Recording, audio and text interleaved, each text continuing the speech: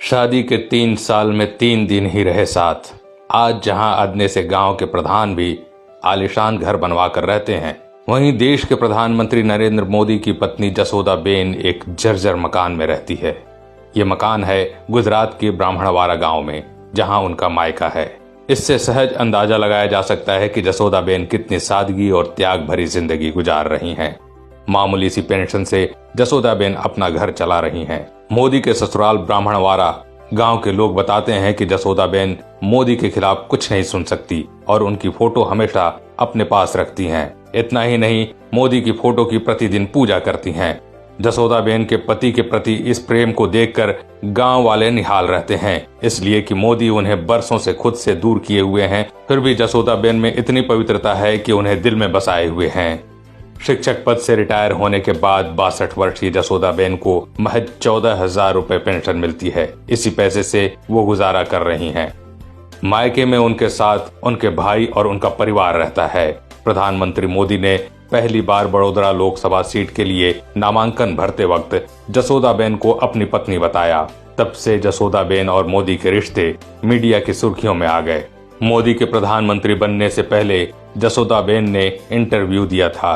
उस इंटरव्यू में जसोदाबेन ने मोदी से रिश्ते पर खुलकर बात की थी। उसी समय जसोदाबेन ने कह दिया था कि मोदी जरूर देश के प्रधानमंत्री बनेंगे। इस दौरान उन्होंने बताया था कि उनकी शादी 17 साल की उम्र में हुई थी, जिसके कारण उन्हें पढ़ाई छोड़नी पड़ी, लेकिन मोदी चाहते थे कि मैं पढ़ाई करूं। मोदी ने एक दिन उनसे कहा कि तुम्हारी उम्र कम है, तुम अपना ध्यान पढ़ाई में लगाओ। अलग होने के बाद हमारे बीच कभी संपर्क नहीं रहा। जब उनसे पूछा गया कि क्या कभी आपका झगड़ा हुआ, इस सवाल पर जसोदाबेन ने कहा था कि हमारे बीच कभी झगड़ा नहीं हुआ। हमारी शादी 3 साल चली और हम सिर्फ 3 दिन ही साथ रहे। जसोदाबेन ने इंटरव्यू में कहा कि मोदी से अलग होने का फैसला उन्होंने खुद लिया। दोनों के बीच कभी विवाद नहीं हुआ। कई बार जब मैं ससुराल जाती तो वो वहां नहीं मिलते थे।